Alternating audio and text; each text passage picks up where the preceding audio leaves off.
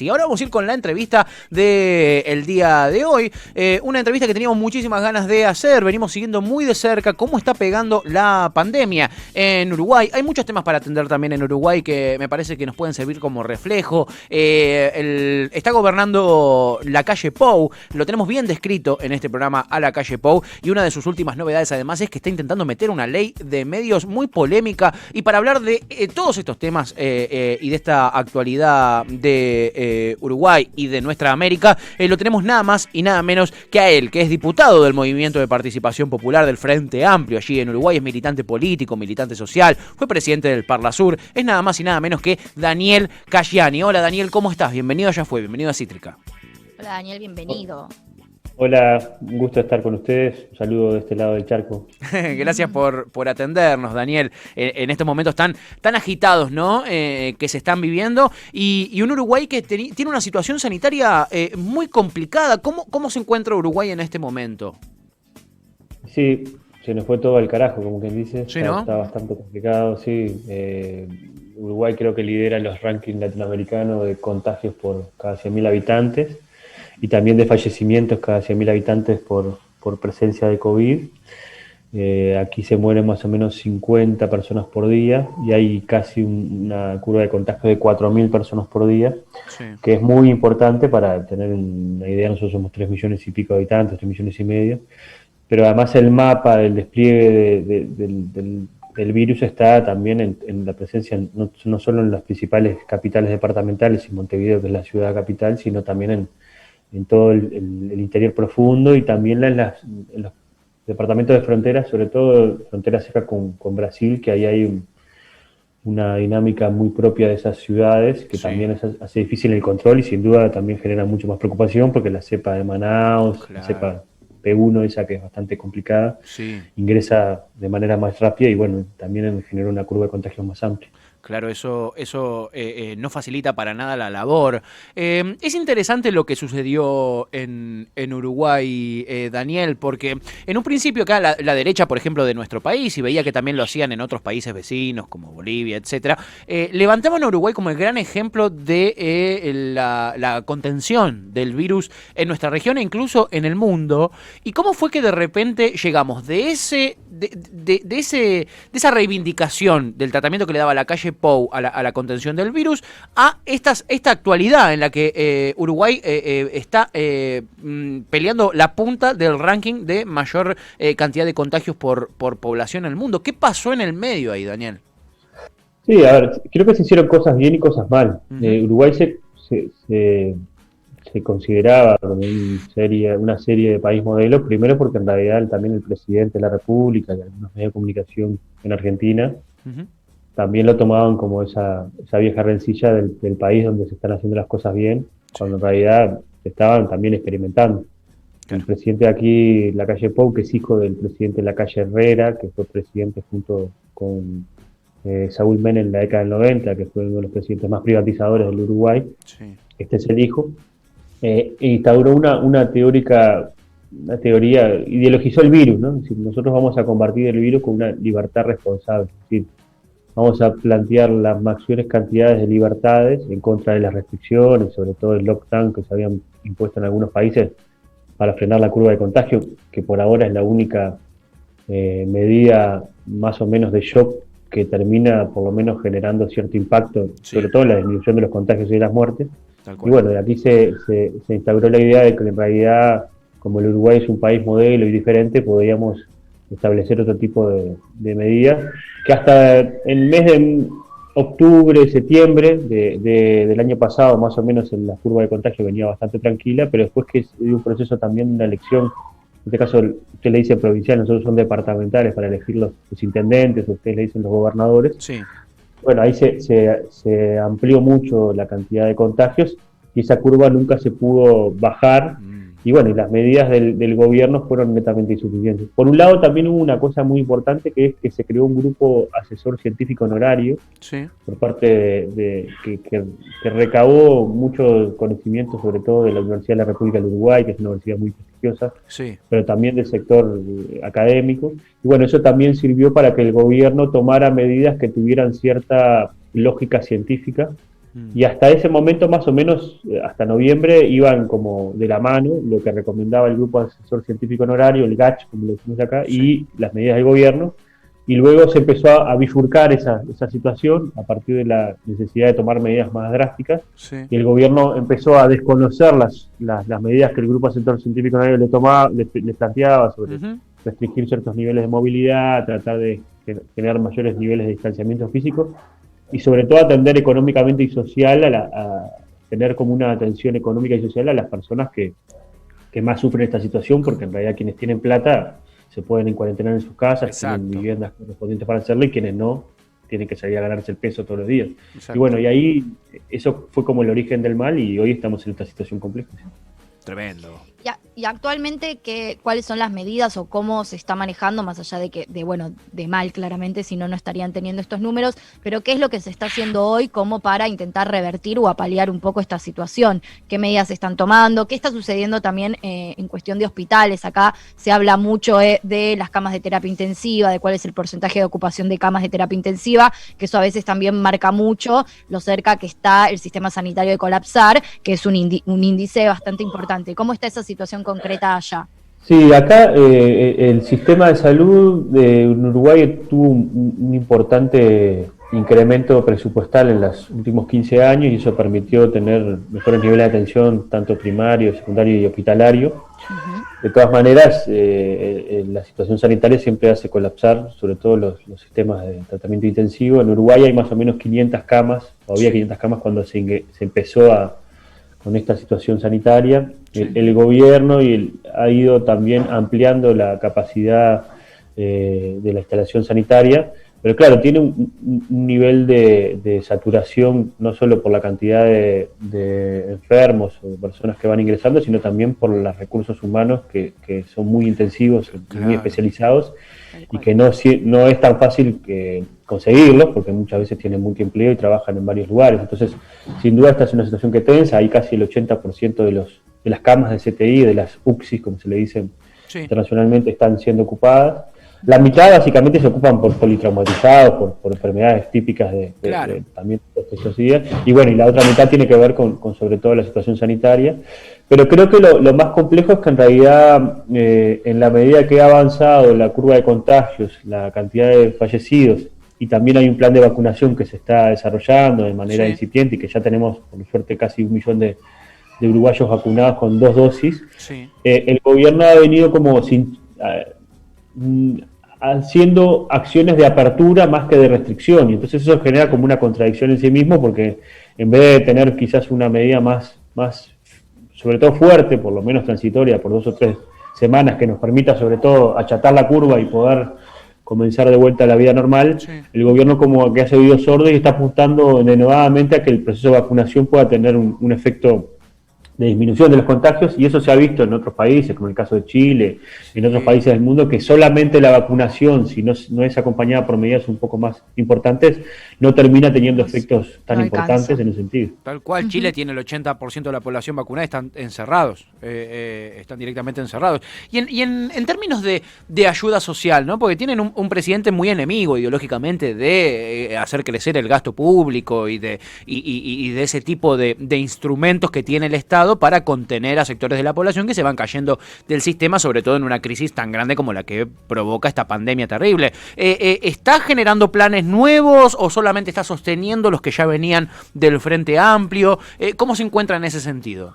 Bueno, ahí lideramos la tabla de países latinoamericanos, pero al revés, somos el último de sobre todo, por lo dice la propia CEPAL, ¿no? Que es un organismo prestigioso a nivel regional, internacional, que lo que dice es que básicamente las ayudas sociales que se han establecido por parte del gobierno de Uruguay es de la que ha significado menores cantidades de recursos, por lo menos comparativamente con los diferentes países. Si bien Uruguay ya tenía un sistema de cuidados, de prestaciones sociales bastante importante, integral, la cantidad de recursos que se destinaron de manera extra es muy poca, y sobre todo eso terminó generando resultados más complejos desde el punto de vista en las dinámicas económicas, y sobre todo también en las situaciones laborales, en las situaciones de crecimiento de la pobreza. Es decir, en Uruguay en el último año, debido a la pandemia y por algunas otras medidas que también se tomaron por parte del gobierno de Lacalle, aumentaron casi 100.000 personas más la pobreza, es decir, casi un 40% más de pobres en Uruguay. Hay más de 60.000 desocupados, que también es una cifra importante que engrosa casi los 200.000 desocupados. El ingreso de las familias cayó casi un 10% en términos comparativos. Es decir, hay una situación de empeoramiento de la calidad de vida que se da por la situación de la pandemia en todos los países, pero que en este caso en Uruguay se ha visto agravada por la falta de políticas de mayor, sobre todo alcance, y sobre todo esa por lo menos instancia que se ha generado en algunos otros países, es decir, bueno, tengamos políticas de expansión del gasto que nos permitan salir de esta situación, de que la gente pueda tener algunos pesos para comprar comida, para poder distribuir sus ingresos, y después vemos cómo salimos. Pero bueno, lamentablemente el gobierno en eso ha sido medio amarrete y bueno, también estamos viendo los resultados. Insólito eso de la derecha de América Latina, ¿no? Porque generalmente ponen de ejemplo a los países del hemisferio norte, como Estados Unidos, como Europa, no sé, Canadá, etcétera, sobre que para sus medidas, ¿no? Y en este momento ellos se siguen reticentes a incrementar el gasto público o lo hacen lo menos posible, cuando en Europa la tenés a Angela Merkel pregonando eso, lo tenés incluso lo tuvimos a Donald Trump en Estados Unidos hasta hace poquito, y también hubo un gran desembolso por parte del Estado para contener a los sectores más golpeados, digamos. Es muy loco cómo a pesar de que las pruebas están a la vista de que no es por ahí, sigue insistiendo nuestra derecha latinoamericana. Es más tradicional de lo que uno piensa, ¿no? En un punto. Acá decimos que somos más realistas que el rey, que somos más ortodoxos que el propio Fondo Monetario Internacional, ¿no? Claro, totalmente. Y en este contexto, en vez de, no sé, desarrollar proyectos, no sé, como por ejemplo un ingreso universal o medidas que tengan más que ver con eso, la calle Pou está impulsando una nueva ley de medios, Daniel. Sí, una nueva ley de los medios, le decimos nosotros, porque en realidad es como una nueva estructura jurídica, un traje a medida. En Uruguay hubo un proceso de discusión muy importante en los últimos años, muy democrático, donde participaban tanto actores de la academia, de los trabajadores de la comunicación, los medios de comunicación o las empresas de comunicación, como se deben decir, los medios comunitarios, es decir, los parlamentarios, la sociedad civil en general, y se llegó a una ley, que es la Ley de Servicio de Comunicación Audiovisual, que es la ley que está vigente, y bueno, que sin duda esa ley lo que generaba ciertos mecanismos de participación, mayor democratización del acceso a la información pública y sobre todo menores niveles de concentración y mejores posibilidades de desarrollar un derecho básico, que es la libertad de expresión para todo país democrático.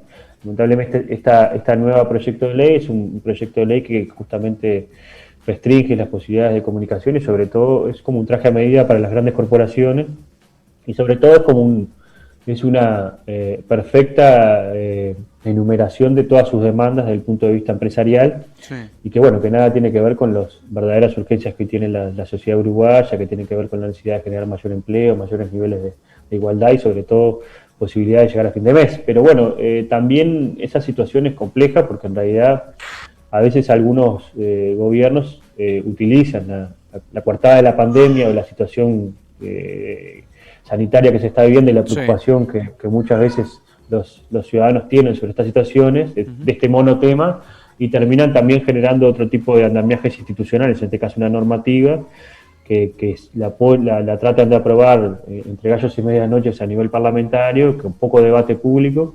En los medios de comunicación en Uruguay estos temas no se debaten, ¿no? Es decir, la anterior ley se debatió en todos los lugares, se hacían debates, te llamaban a los medios de comunicación. De esta no se dice absolutamente nada, y bueno, y sin duda creo que eso también es muy penoso, porque en realidad habla muy mal de la democracia, ¿no? Porque en realidad si nosotros no podemos debatir los temas más allá de las diferentes ópticas y orientaciones de manera pública, es que a veces uno tiene como cosas que esconder, ¿no? Como que tiene vergüenza de realmente decir lo que realmente significa y que se expresen públicamente y que sea la ciudadanía después que pueda también sacar sus conclusiones. Pero bueno, en este caso es un tema tabú, prohibido.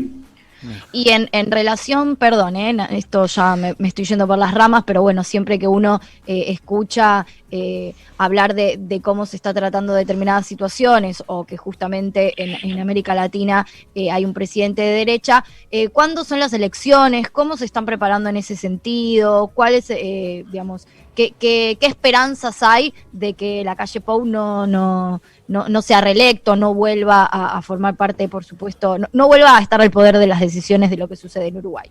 Acá no hay elecciones a medio camino o a medio término como hay allá en Argentina. Sí. Es decir, nosotros tenemos elecciones presidenciales y parlamentarias, tanto de senadores y diputados, cada 5 años, y tampoco hay reelección en el mismo tramo, sin la misma posibilidad. Hay posibilidad de reelección si uno saltea un periodo electoral. Claro. Pero bueno, creo que, y seguramente van a ser en 2024, el último domingo de octubre. Pero al mismo tiempo hay posibilidades también, claro, en esta situación de pandemia es compleja la posibilidad de manifestarse públicamente, porque también uno tiene que cuidarse desde el punto de vista sanitario y de defensa de la vida. Aunque ayer estuvimos viendo manifestaciones muy importantes en más de 200 ciudades en Brasil contra Bolsonaro y por la vida. Sí. Estamos viendo lo que está sucediendo en Colombia, lo que está sucediendo en Chile, es decir, diferentes países del continente, a veces los gobiernos son tan nefastos que hay que también no solo cuidarse del virus, sino de los propios gobiernos. Total. Y bueno, el Uruguay tiene también una posibilidad, después de que se pueda por lo menos enderezar esto, también desde el punto de vista sanitario, poder también que la ciudadanía se pueda manifestar más libremente, pero al mismo tiempo muchas organizaciones sociales y también el partido político Frente Amplio, que es el principal partido de la oposición, Sí. está haciendo una campaña para poder recolectar firmas para derogar algunas leyes bastante regresivas. Sí. Nosotros le decimos la ley de urgente consideración, que son como más de 500 artículos. Sí. Y bueno, eso es un mecanismo constitucional que uno, si junta casi un 25% del padrón electoral, podés convocar un referéndum para derogar la ley, y en ese momento, nosotros estamos en este momento juntando firmas en los barrios, en los lugares de trabajo, y bueno, es una tarea muy engorrosa, porque en realidad sin duda uno lo tiene que hacer con mucha precaución, pero bueno, también nos permite movilizarnos, conversar con la gente, y sobre todo también poner en perspectiva lo que está sucediendo, que en realidad esto no es algo no solamente en Uruguay, sino que también tiene un contexto internacional, y que hay dos formas de enfrentar la situación, o con medidas para la gente, pues, sobre todo para la gente más humilde, tratando de hacer esfuerzos, más allá en un contexto económico complejo como lo tiene Argentina, Sí. o en medidas mucho más restrictivas, sobre todo para los ciudadanos más vulnerables, y medidas mucho más flexibles y mucho más contextos de los intereses de las grandes corporaciones, como están pasando en muchos de nuestros países, que después termina evidenciándose en las situaciones sociales que se están viviendo. Así que creo que también eso es parte del debate que tenemos por delante. Sin duda, ¿no? ¿Cómo encaja eso en el contexto latinoamericano? Daniel, te agradecemos muchísimo por tu tiempo. Te vemos tomar mate y solo se nos ocurre la grieta. Solo podemos pensar en la grieta. Yo te vi tomar mate vos también ahí. Sí. Y lo mostré bastante en pantalla para que se vea, para que se note, para pelear. Daniel, te agradecemos un montonazo por tu tiempo y tu amabilidad. La verdad fue muy interesante la charla, la audiencia también lo está celebrando en este momento. Teníamos muchas ganas de conversar con vos, así que te agradecemos que te hayas tomado el tiempito y de bancarnos, que te venimos molestando hace varios días. No, por favor, muchas gracias, y a las órdenes para cuando precisen conversar con cualquiera de nuestros compañeros, también parlamentarios. Para nosotros siempre es un gusto poder interconectarnos entre los márgenes del río, porque tenemos mucho en común. Sin duda. Más allá de los temas futbolísticos, que ahora salió la noticia de que se suspendía la Copa América en Argentina, sí. Pero bueno, también hay problemas comunes, y también necesitamos tener encuentros comunes para también enfrentar esos problemas de manera común. Así que a las órdenes, y muchísimas gracias a ustedes, y el agradecido soy yo. Qué grande. No, un abrazo enorme, Daniel. Hasta Chau, la próxima. Un abrazo. Daniel Cayani, él es diputado del Movimiento Participación Popular, del Frente Amplio, allí en Uruguay, y muy amablemente se tomó este ratito para conversar con nosotros, ¿no? Sí. Es importante ver qué pasa en nuestros vecinos países para entender también en qué contexto es que se están tomando las medidas que se toman en la Argentina y cómo están viviendo ellos también la pandemia. Tiene una población muy, muy parecida, y los números que nos daba son muy parecidos a los de la ciudad de Buenos Aires, ¿no? Total. 3,5 millones de personas, total. 500 camas de terapia intensiva. Hay una relación muy clara ahí. Sí, sin duda. Y esa era nuestra intención, ¿no, Pipa? Cuando preparábamos esta entrevista con Daniel, era poder analizarlo y contrastarlo con la información que tenemos tenemos acá. Nada, muy, muy interesante y le agradecemos a Daniel infinitamente por su amabilidad. No lo quise pelear con el mate al final, pero me salió del alma, me salió del corazón. Me salió del alma, sos tremendo. Además ya esta grieta estaba resuelta, digo, está todo re bien, pero estaba un poco resuelta. Casi le saco la de Gardel, ¿entendés? Casi le digo, ¿y Gardel?